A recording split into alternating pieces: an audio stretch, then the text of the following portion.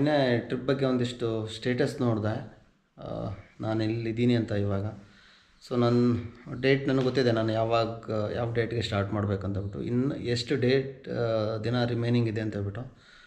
So already ನಾನು 7% ದಿನಗಳು already ಕಳೆದೋಗ್ಬಿಟ್ಟಿದೆ. ಇನ್ನೂ 92.80% ಡೇಸ್ ಏನೋ ಇದೆ. ಆಮೇಲೆ ಫಂಡ್ ಎಷ್ಟು ಕಲೆಕ್ಟ್ ಮಾಡ್ತೀನಿ ಅದನ್ನು ಕೂಡ ಚೆಕ್ ಮಾಡಿದೆ. ಜಸ್ಟ್ ನಾನು 0.5% ಕಲೆಕ್ಟ್ ಮಾಡಿದ್ದೀನಿ. ಇನ್ನೂ 99.5% ನಾನು ಕಲೆಕ್ಟ್ ಮಾಡಬೇಕು. ಬಟ್ ಟಿಲ್ ಮೇ ತನಕ ನಾನು ಊರಲ್ಲೆಲ್ಲ ಒಂದಿಷ್ಟು ಕೆಲಸ ಇರೋದಕ್ಕೆ ನಾನು ಅದನ್ನು ಕೌಂಟ್ ಮಾಡ್ತಾಯಿಲ್ಲ ಇವಾಗ ಟಿಲ್ ಮೇ ತನಕ. ಸೊ ಅದಾದ ನಂತರ ನಾನು ಡೆಫಿನೆಟ್ಲಿ ಅದಕ್ಕೊಂದಿಷ್ಟು ಪ್ಲ್ಯಾನ್ಗಳು.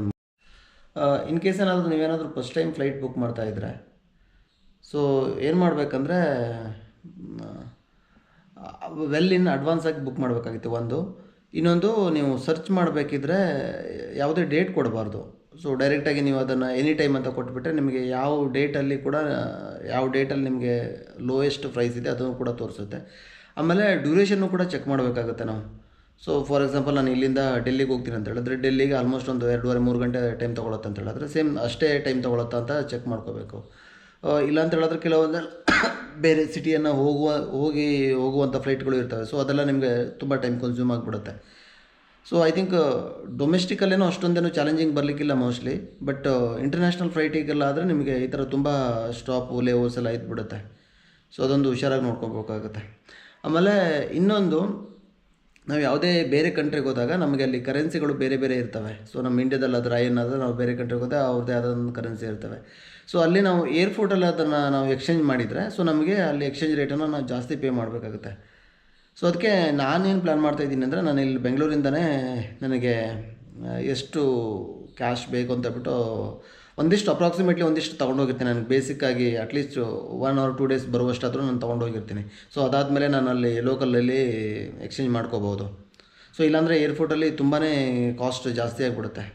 ಸೊ ಇಲ್ಲಿ ನಾವು ಅದನ್ನು ರಫಾಗಿ ಕ್ಯಾಲ್ಕುಲೇಷನ್ ಮಾಡ್ಬೋದು. ನಾವು ಒಂದಿನಕ್ಕೆ ನಾವು ಎಷ್ಟು ಸ್ಪೆಂಡ್ ಮಾಡ್ತೀವಿ. So based on that. So hotel book ಮಾಡಿದ್ನಲ್ವ, ಸೊ ಅದಕ್ಕೆ ಅವರಿಗೆ ಮೇಲ್ ಕಳಿಸಿದ್ದೆ ನಾನು. ಸೊ ಹೇಗೆ ರೀಚ್ ಆಗಬೇಕು ಅಂತಬಿಟ್ಟು ನನಗೂ ಚೆಕ್ ಮಾಡಿದ್ದೆ ನಾನು ಗೂಗಲಲ್ಲಿ. ಬಟ್ ಅವ್ರ ಹತ್ರನೇ ಕೇಳಿದರೆ ಇನ್ನೂ ಒಂದು ಬೆಟರ್ ಆಪ್ಷನ್ ಏನಾದ್ರು ಇರ್ಬೋದು ಅಂತಬಿಟ್ಟು ಒಂದು ಮೇಲ್ ಕಳಿಸಿದ್ದೆ. ರಿಪ್ಲೈ ಮಾಡಿದ್ದಾರೆ. ಸೊ ನಾನು ಅಲ್ಲಿ ಟ್ರೈನಲ್ಲಿ ಹೋಗಿದ್ರೇ ಬೆಟ್ರು ಅನಿಸುತ್ತೆ ಮೋಸ್ಟ್ಲಿ. ಸೊ ಅಲ್ಲಿ 2 ಟ್ರೈನನ್ನು ನಾನು ಚೇಂಜ್ ಮಾಡಬೇಕಾಗುತ್ತೆ. ಇನ್ನೊಂದು ಇಂಪಾರ್ಟೆಂಟ್ ಥಿಂಗ್ಸು, ಇನ್ ಕೇಸ್ ಏನಾದರೂ ನಾವು ಎಲ್ಲಾದರೂ ಹೋಗಬೇಕು ಅಥವಾ ನಾವೇನಾದರೂ ಮಾಡಬೇಕು ಅಂತ ನಾವೇ ಡಿಸೈಡ್ ಮಾಡಿದರೆ, ಸೊ ಅದನ್ನು ಯಾರ ಹತ್ರನೂ ಸ್ಟಾಪ್ ಮಾಡೋಕ್ಕಾಗಲ್ಲ. ಸೊ ಜನಗಳು ಒಂದಿಷ್ಟು ಲೆವೆಲ್ ತನಕ ಒಂದಿಷ್ಟು ಕಾಟ ಕೊಡ್ಬೋದು, ಬಟ್ ಸ್ಟಾಪ್ ಅಂತೂ ಮಾಡೋಕ್ಕಾಗಲ್ಲ. ಮುಂಚೆ ಎಲ್ಲ ನಾನು ಏನು ಅನ್ಕೋತೈತೆ ಅಂದರೆ, ಸೊ ನಾನು ಇಷ್ಟೆಲ್ಲ ಇದು ಮಾಡ್ತಾಯಿದ್ದೀನಿ, ನನಗೆ ಯಾರೂ ಸಪೋರ್ಟ್ ಮಾಡ್ತಾಯಿಲ್ಲ, ಹಿಂಗೆಲ್ಲ ಅನ್ಕೋತೆ. ಇವಾಗ ನಾನು ತಲೆನೇ ಕೆಡಿಸ್ಕೊಳ್ಳಲ್ಲ.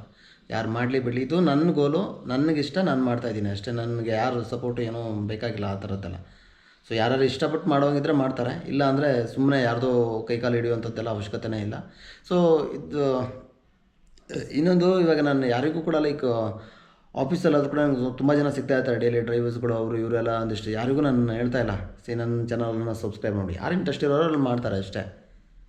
ಸೊ ಬಟ್ ಇದು ಇನ್ನೊಂದು ಏನಾಗುತ್ತೆ ಅಂದರೆ, ನನಗೆ ವ್ಯೂಸ್ ಬಂದಿಲ್ಲ ಅಂದರೂ I am not worried about that. So ಏನಾಗುತ್ತೆ ಅಂದರೆ, ಆಫ್ಟರ್ 4-5 ಇಯರ್ಸ್ ನಾನು ನೋಡಿದಾಗ, ಸೊ ಅದೆಷ್ಟು ಖುಷಿ ಕೊಡುತ್ತೆ ಅಂತ ಅದು ಹೇಳೋಕ್ಕಾಗಲ್ಲ ಅದು ನಾವು. ಆಮೇಲೆ ಇನ್ನೊಂದು, ಈ ಟ್ರಿಪ್ಪನ್ನು ನಾನು ಕಂಪ್ಲೀಟ್ ಮಾಡಿದ್ಮೇಲೂ ಕೂಡ ನನಗೆ, ಸೊ ನಾನು ಈ ಥರ ವೇನಲ್ಲಿ ನಾನು ಪ್ರಿಪೇರ್ ಮಾಡಿದ್ದೆ, ಇಷ್ಟೆಲ್ಲ ನಾನು ಸ್ಟ್ರಗಲ್ ಮಾಡಿದ್ದೆ. ಸ್ಟ್ರಗಲ್ ಇನ್ ದ ಸೆನ್ಸು, ಏನೇ ಇದು ಮಾಡಬೇಕಿದ್ರೂ ನಮಗೆ ಇಂಟ್ರೆಸ್ಟ್ ಇದ್ದಾಗ ನಮಗದು ಸ್ಟ್ರಗಲ್ ಥರ ಅನಿಸಲ್ಲ. ಸೊ ನಾವು ಖುಷಿಯಿಂದನೇ ಮಾಡಿರ್ತೀವಿ. ಸೊ ಐ ಥಿಂಕ್ ಇಷ್ಟೇ ಅನಿಸುತ್ತೆ ಇವತ್ತಿನ ವೀಡಿಯೋದಲ್ಲಿ. ಸಿಗೋಣ ನಾಳೆ. ಬೈ.